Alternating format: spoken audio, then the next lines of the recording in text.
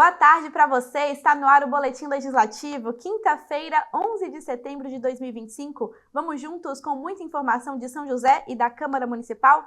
Frente Parlamentar de Enfrentamento à Adultização Infantil realiza a segunda reunião do ano. E mais, reta final de preparação para os vestibulares de universidades públicas do Estado. Isso e muito mais a partir de agora. E daqui a pouco, a partir das 4 horas da tarde, acontece a 49ª sessão do ano. Os vereadores devem votar os projetos de lei. E a gente te mostra agora as matérias que estão na pauta e devem ser apreciadas pelos parlamentares. Entre os projetos da pauta da sessão dessa quinta está uma proposta apresentada pelo vereador Rafael Pascucci, com foco na inclusão. A matéria prevê criar um recuo para cadeiras de rodas nos assentos dos terminais de pontos de ônibus da cidade. Outro projeto do vereador Pascucci tem como tema mobilidade. A proposta autoriza a cobrança da tarifa do transporte público por meio de QR Code. Com uma ideia semelhante, segue na pauta um projeto do vereador Milton Vieira Filho, que autoriza o poder público a implantar um sistema de fiscalização dos veículos dos transportes alternativo, intermunicipal e escolar, e também dos táxis a partir do QR Code. A ideia é permitir a consulta digital de dados para agilizar o processo. Já outro projeto da pauta, este do vereador Tomás Henrique, busca exigir a formação em pedagogia para auxiliares de classe e outros profissionais que atuam nos centros de educação infantil e nos centros comunitários de convivência infantil. Os parlamentares também devem apreciar um projeto do vereador Fernando Petit, que pretende implantar nas escolas públicas da cidade a semana de ações e campanhas de conscientização e combate ao capacitismo. E o vereador Sérgio Camargo tem 2 projetos na pauta. O primeiro quer assegurar proteção à liberdade religiosa na cidade e punir qualquer ato contra imagens ou crenças durante manifestações ou festas. Com foco na transparência pública, a segunda matéria, apresentada pelo vereador, acrescenta um parágrafo na lei que firma um convênio entre a Secretaria de Educação e a Associação Brasileira de Proteção ao Indivíduo, ABRAP, que obriga a instituição a comprovar regularidade fiscal por meio de certidões negativas de débito. Já no tema do meio ambiente, o vereador Carlos Abranches apresentou um projeto que prevê instalar placas informativas em praças e áreas públicas para orientar sobre a boa convivência entre os seres humanos e espécies de animais silvestres que vivem nesses locais.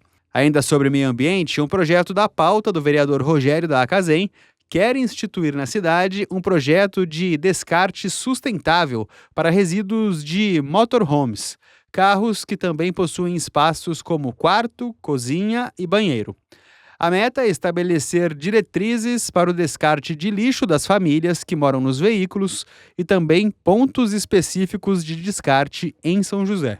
E para facilitar os atendimentos públicos na cidade, um projeto do vereador Renato Santiago quer ampliar atendimento por inteligência artificial no canal 156 da Prefeitura. Outro projeto do vereador exige que academias e centros esportivos de médio e grande porte tenham desfibriladores externos automáticos para auxiliar alunos que tiverem algum mal súbito. Ainda segue para a apreciação dos parlamentares o projeto do vereador Sidney Campos, que permite a instalação de vaporizadores de água em áreas de caminhada e locais públicos de prática de atividades físicas. O vereador Sidney ainda é autor de outro projeto. É a matéria que prevê disponibilizar de forma gratuita repelentes em espaços de grande circulação da cidade. E no tema da promoção social, um projeto do vereador Fabião Zagueiro busca criar um programa de reinserção no mercado de trabalho para pessoas em processo de reabilitação de dependência química no CAPS. Já com foco no esporte, está na pauta um projeto do vereador Marcão da Academia com o objetivo de autorizar a realização de atividades esportivas e de lazer nas escolas públicas durante o período de férias. Outros projetos da pauta são para a denominação de espaços públicos e concessão de honrarias. A pauta completa você confere no nosso site, no ícone Pauta das Sessões. Vamos continuar com notícias do Legislativo. Ontem, vereadores se reuniram para a segunda reunião da Frente Parlamentar de Enfrentamento à Adultização Infantil. Os parlamentares debateram sobre as próximas ações do grupo de trabalho, como seminário e elaboração de nova lei para a proteção das crianças e adolescentes do município. A segunda reunião da Frente Parlamentar de Enfrentamento à Adultização Infantil foi convocada para debater possíveis estratégias de cuidado às crianças. Participaram os vereadores Zé Luiz, Sérgio Camargo e Gilson Campos. O encontro retomou os temas do primeiro debate, como a criação de campanhas institucionais e ações de proteção permanente à infância. A gente tentou trazer aqui nessa reunião já gestos concretos, assim, coisas que aconteceram. Então, acho que isso foi bastante importante. Eu acho que quem compareceu à reunião ficou satisfeito, que de uma reunião para outra já tinha algumas coisas concretas, ainda mais pelo tema, né, que envolve criança e adolescente. Quanto mais concreto você for, é melhor lá na ponta, inclusive. No encontro, os vereadores aprovaram a elaboração de uma moção de apoio à nova lei federal, aprovada no Congresso Nacional, que apresenta regras para proteger crianças no ambiente digital. O grupo vai enviar um ofício ao presidente da República, pedindo urgência na sanção do projeto. Agora, como já foi ali apresentada a lei, cabe a nós aqui, como frente parlamentar, encaminhar os ofícios pressionando o governo, né, no caso o presidente da República, para que ele possa sancionar a lei o mais rápido possível, para que a gente não tenha mais situações como aconteceram e o motivo do qual foi criada essa frente parlamentar, para que a gente não possa ter mais problemas com as nossas crianças, né, que a gente precisa cuidar muito bem delas. Para informar a população sobre como a nova lei vai funcionar, os vereadores da frente devem realizar um seminário. A ideia é reunir especialistas para tirar dúvidas e explicar os impactos legais. Uma legislação nova, é um texto bastante denso, então nós temos que aos poucos ir assimilando isso no nosso dia a dia. Mas o mais importante é que a gente traga isso para a realidade do município de São José dos Campos. Por isso a importância de fazer um dia de formação, um seminário sobre o tema. E os parlamentares também estudam a elaboração de uma lei municipal sobre o tema. O objetivo é regulamentar festas, sejam elas em espaços públicos ou particulares, para evitar a erotização infantil com músicas, danças e roupas. A adultização acontece dentro de casa, acontece na família e acontece também nas escolas. Então, que a gente possa criar no município de São José dos Campos uma lei que regulamente as festas, por exemplo, nas escolas, que festa junina seja com música de festa junina, que festa do Dia dos Pais, que também é um projeto aprovado agora, que seja com músicas referentes à paternidade, à família, né, para que a gente não adultize as crianças e sexualize a criança. Nós precisamos dar à criança o direito de ser criança. A frente também propôs criar um protocolo de enfrentamento à adultização, em parceria com entidades sociais, Secretaria de Educação e órgãos públicos. Uma cartilha irá orientar famílias e profissionais sobre como agir diante de situações de exposição precoce. O cidadão tem uma situação na família ou perto da sua casa, ou ele reconhece que uma criança está tendo esse tipo de situação. Ele vai na cartilha e vai saber quais são esses primeiros protocolos, o que ele deve fazer e aonde ele deve pedir ajuda. Ainda no assunto, nas últimas semanas, a Polícia Civil de São Paulo registrou um aumento considerável no número de denúncias de crimes de pedofilia na internet. Somente através do Disque 100 foram mais de 50 chamados em um único dia. Esse aumento das denúncias reflete uma maior conscientização da população sobre a exploração sexual de crianças e adolescentes na internet. Antes das discussões sobre a adultização ganharem repercussão nacional, o Disque 100, um dos principais canais de denúncias contra violações de direitos humanos, registrava em média 15 denúncias de pedofilia por dia. Nas últimas semanas, em São Paulo, segundo a 4ª Delegacia de Repressão à Pedofilia, o Disque 100 chegou a registrar 50 denúncias de pedofilia na internet em um único dia. Primeiro, as redes sociais, o acesso direto às vítimas facilitou muito com que a gente tivesse um aumento de denúncias, até porque a maior parte dos pedófilos que antes ficavam atuando aí na Deep Web, eles passaram a atuar no que a gente chama de Surf Web, que é exatamente as redes sociais, a internet de alcance para todas as pessoas. Então, esse acesso fácil à internet e também o acesso até mesmo precipitado, porque a gente tem hoje várias crianças de 7, 8, 9 anos tendo acesso à internet. Isso fez com que a gente tenha um aumento do número de denúncias relacionadas à pedofilia. E o vídeo do Felca foi muito importante. A denúncia do crime de pedofilia na internet precisa ter a maior quantidade de informações possíveis. O denunciante deve enviar os endereços completos dos sites ou dos perfis de redes sociais envolvidos. Os prints, que são as capturas de telas, também podem ser usados como provas digitais. E um detalhe importante: caso a imagem tenha conteúdo de pornografia infantil, após o envio à polícia, ela deve ser apagada. Quando as pessoas, elas verificarem esse tipo de conteúdo, elas podem enviar para a polícia a informação, mas não pode gravar vídeo como se fosse de instrução, nem que seja para poder divulgar e alertar a população, porque isso é uma forma de divulgação. Elas não podem armazenar, guardar, enviar no WhatsApp como espécie de alerta, porque tudo isso constitui crime e também pode acender alertas para que as redes sociais mesmo investiguem aquela própria pessoa que está enviando para a polícia. Então, é muito importante que depois de notificar as autoridades que aquele conteúdo seja imediatamente deletado e excluído. Já o boletim de ocorrência presencial pode ser feito em qualquer delegacia. E para os casos de pedofilia, a polícia também recomenda a Delegacia de Defesa da Mulher. Aqui em São José dos Campos, a DDM fica na Avenida Comendador Vicente de Paulo Penido, número 234, no Aquários, e funciona 24 horas por dia. Na delegacia, depois de passar pela triagem, há um setor reservado para o registro de boletins de ocorrências relacionados à violência sexual de crianças e adolescentes, que deve ser feito por um adulto. Quando a vítima é menor de idade, ela não é ouvida na etapa inicial da denúncia, somente após a instauração do inquérito policial. A escuta é feita no CREAS, o Centro de Referência Especializado de Assistência Social.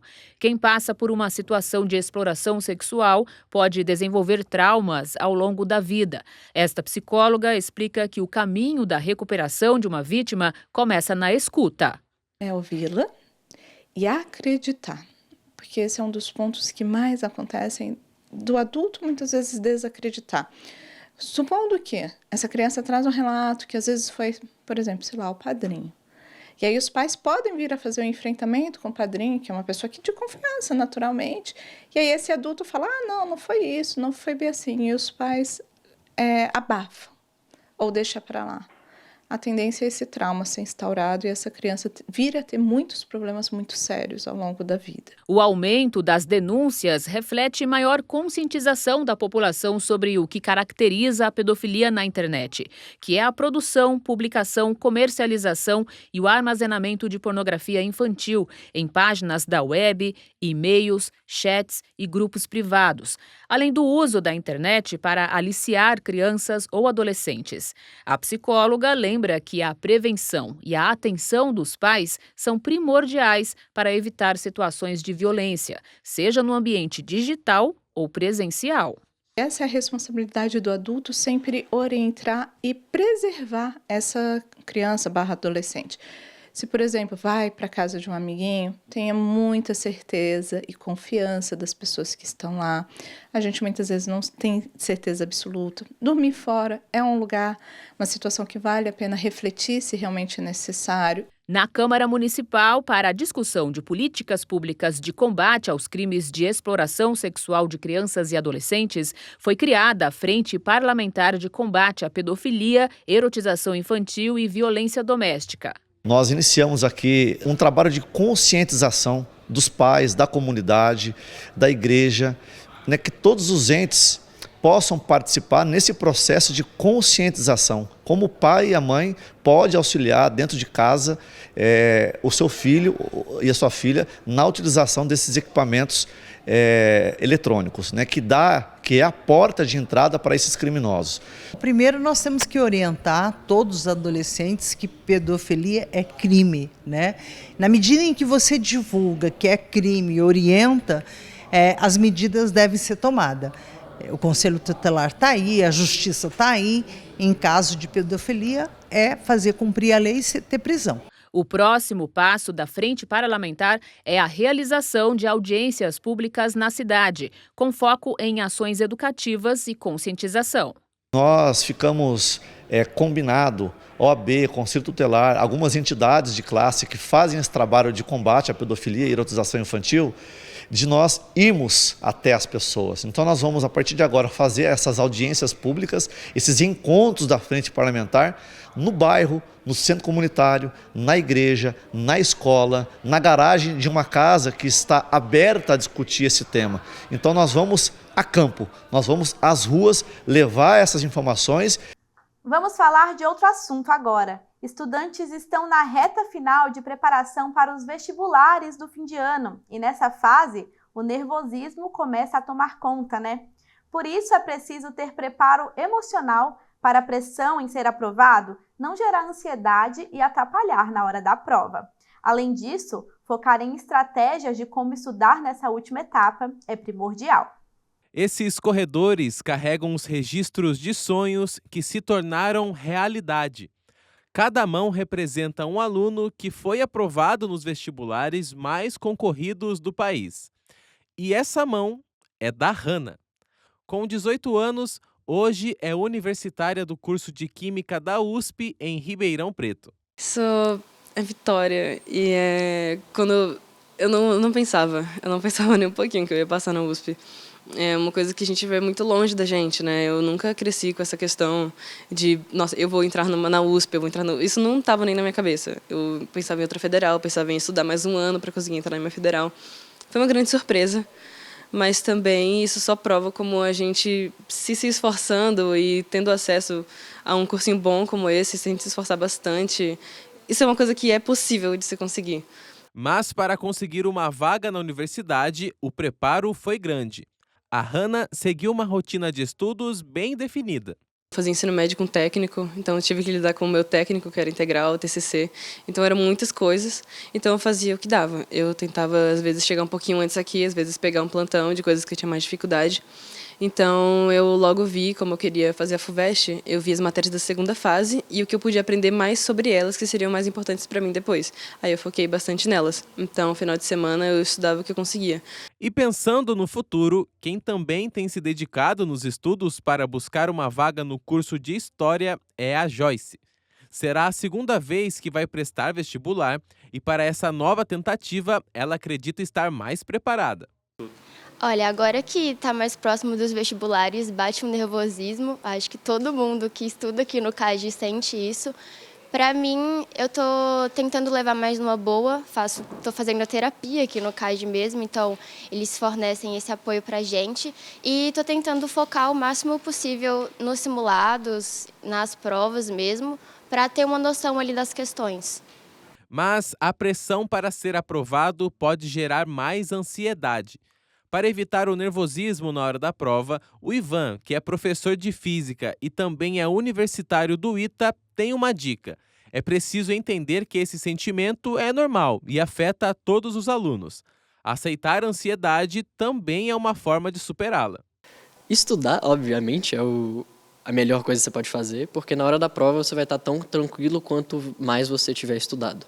Então, saber que você estudou o ano inteiro é a melhor confiança que você pode ter. Mas, ironicamente, a coisa que mais me ajudou foi perceber que estar nervoso e ficar com medo na hora da prova faz parte da prova. Porque, ironicamente, quando você aceita que você vai estar com medo, não tem o que fazer, você vai estar nervoso porque muita coisa depende daquilo, você relaxa. Então, para mim, lutar contra isso, tentar ficar zen, não funcionava. Quando eu aceitei, as coisas naturalmente funcionaram. Esse nervosismo também pode estar diretamente associado à autocobrança para aprovação. Por isso, para esta psicóloga, é fundamental que escola e família ofereçam suporte emocional durante o período de preparo. Então, ter esse apoio, essa rede de apoio é muito importante, porque se você tem um candidato que tem que fazer a própria comida, que tem que correr atrás de outros, vamos dizer, vésperas de vestibular, né, outros compromissos, outras obrigatoriedades, né, porque mora sozinho e tal, a gente sabe o quanto ele tem que otimizar o tempo dele para estar focado para a prova.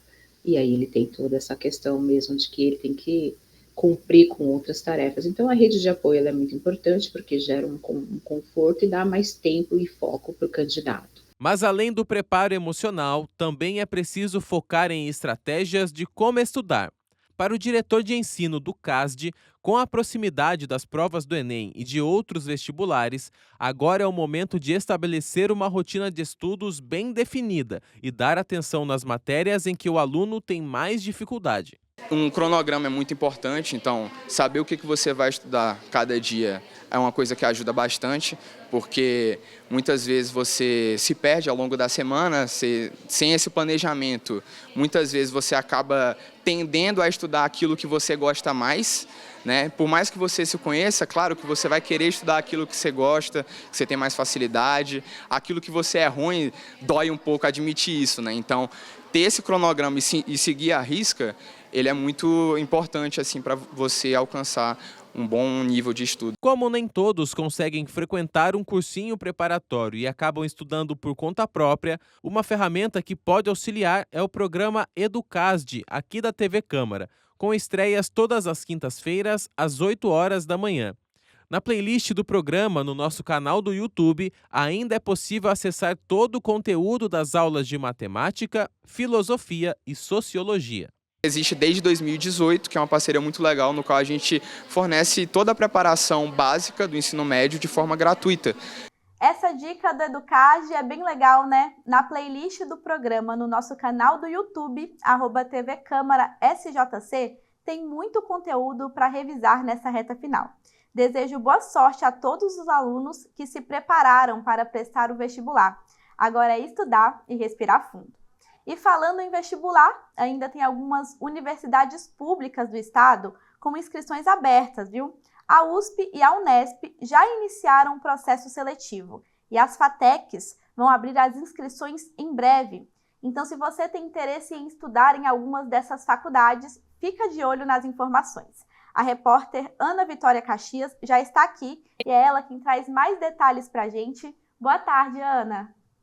Oi, Ju, boa tarde para você, boa tarde a todos que nos assistem. É isso mesmo, segundo semestre a todo vapor e junto com ele também está a todo vapor os estudos do pessoal para os vestibulares, né, que está aí chegando. E para a gente entender melhor quais universidades estão com vagas abertas e quais são os mais procurados, eu converso com a Ana Paula, que é coordenadora do ensino médio. Ana Paula, boa tarde. Conta pra gente quais são aí os vestibulares mais procurados e requisitados pelos estudantes. Boa tarde, Ana Vitória. Boa tarde a todos que estão em casa. Realmente, né, algumas inscrições já se encerraram, mas ainda temos algumas inscrições abertas, como, por exemplo, a FUVEST, que fecha no dia 7 de outubro, e a Unesp, que fecha no dia 8 de outubro. Enem, Unicamp já se encerraram, mas temos as FATECs, que são as faculdades de tecnologias gratuitas, que as inscrições ainda nem se abriram, que vão abrir no dia 15 de setembro e vão até o dia 7 de novembro. E você mesmo estava falando que as provas já tem algumas que se encerraram, mas essas provas são divididas em 2 dias. Como é que funciona? Conta pra gente. Isso, na maioria delas, né, 2 ou até 3 dias. O Enem, por exemplo, o primeiro dia será no dia 9 de novembro e o segundo dia no dia 16 de novembro. Mas as outras universidades aplicam primeira fase, segunda fase, talvez até com 2 dias na segunda fase. Por exemplo, a Unesp. A Unesp nós teremos a primeira fase, primeiro dia, né, no dia 2 de novembro e dia 7 e 8 de dezembro, o segundo dia. E conta pra gente, quem precisa de taxa de isenção nos vestibulares, como que deve fazer? A melhor dica nesse caso é cada um entrar no site da instituição para ver o regulamento, as datas, os valores, porque cada um tem um valor diferenciado, né, as regras diferenciadas, então melhor cada um acessar o vestibular aí que está procurando. e o pessoal, como eu comentei, já está se preparando todo vapor com os estudos para os vestibulares. Que dicas você deixa para esses estudantes terem uma boa hora na hora do vestibular? Bom, os conteúdos já foram estudados, né? Na maioria deles faltam poucos conteúdos para serem revisados e estudados. Então, acredito que no dia de hoje a maior dica é se preparar física e mentalmente, né? Então, eu trago aqui a questão dos simulados, né? Porque são nas simulações que o aluno vai experienciar o que ele vai passar no dia oficial. Então, preparar o sono, o que comer, o que levar para comer no dia do vestibular, a quantidade de água, porque tudo isso é experiência que ele vai adquirindo para que no dia da prova oficial ele tenha um melhor rendimento. É isso, Ana Paula, muito obrigada. Então, Ju, ficar atento aí a essas dicas, ficar atento aos prazos das inscrições para não perder e boa sorte aí para o pessoal que vai fazer os vestibulares. Eu volto com você no estúdio. Obrigada pelas informações, Ana. E calma, que tem mais vagas abertas, viu, para quem deseja estudar. O CEPAS abriu nesta semana as inscrições para o vestibulinho. São 320 vagas de nível médio para turmas do primeiro semestre de 2026. São 5 cursos técnicos gratuitos. As vagas têm para administração, edificações, eletrônica, mecânica, química, muita vaga para quem tem interesse em fazer um curso técnico. E as inscrições, ela vai até o dia 7 de novembro e pode ser feita no site portal.recrutamentobrasil.com.br. Tem uma taxinha de inscrição de R$ 25, mas quem não pode arcar com este custo pode pedir a isenção até o dia 17 de outubro. É bom se atentar nessas datas para não perder. E para quem vai pagar a taxa, tem um prazo até o dia 7 de novembro, que é o mesmo da inscrição, tá bom? E também, a prova ela será aplicada no dia 30 de novembro, terá uma duração de 4 horas e o resultado sai no dia 11 de dezembro. E quem passar na prova vai iniciar as aulas aí no dia 22 de janeiro de 2026. E agora a gente vai saber sobre as vagas de emprego. O PAT de São José dos Campos está com diversas oportunidades abertas. Confira na nossa agenda de serviço. O PAT, Posto de Atendimento ao Trabalhador de São José dos Campos, tem oportunidades de emprego para ajudante de bar, ajudante de açougueiro, ajudante de cozinha, ajudante de obras, armador de ferros, atendente balconista, atendente de lanchonete, atendente de mesa, auxiliar administrativo, auxiliar de armazenamento, auxiliar de cozinha, auxiliar de engenheiro da construção civil, auxiliar de expedição, auxiliar de limpeza, auxiliar de manutenção predial, auxiliar de mecânico de autos, azulejista, balconista de açougue, biomédico, consultor de vendas, controlador de acesso, corretor de imóveis, cortador de vidro, costureira de máquinas industriais, cozinheiro geral, dedetizador, empregado doméstico nos serviços gerais, garçom, instalador de painéis, jornalista, marceneiro, mecânico de automóvel, mecânico de manutenção de automóveis e veículos similares, mestre de usinagens, montador de veículos, oficial de manutenção predial, operador de empilhadeira, operador de teleatendimento ativo, operador de telemarketing ativo, padeiro, pedreiro, pedreiro de acabamento, pintor de obras, pintor de veículos, promotor de vendas, repositor em supermercados, servente de obras, soldador, técnico eletrônico, vendedor do ramo imobiliário, vendedor interno, vendedor pracista e zelador. E ainda há vagas para pessoas com deficiência no cargo de auxiliar administrativo e operador de teleatendimento ativo.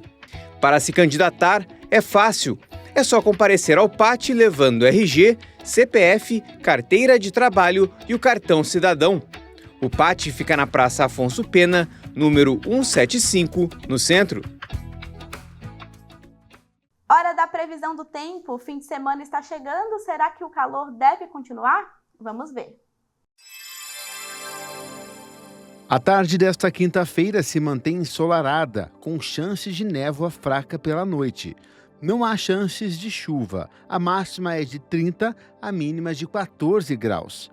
Na sexta-feira, o dia será ensolarado e não há previsão de chuva, mas há um aumento de nuvens e as temperaturas despencam. A máxima será de 24, a mínima de 13 graus.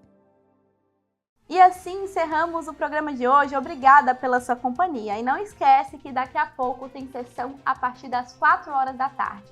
Você pode acompanhar tudo pelo nosso canal do YouTube, que aparece aqui embaixo para você. Amanhã eu te espero de novo, viu? Até mais!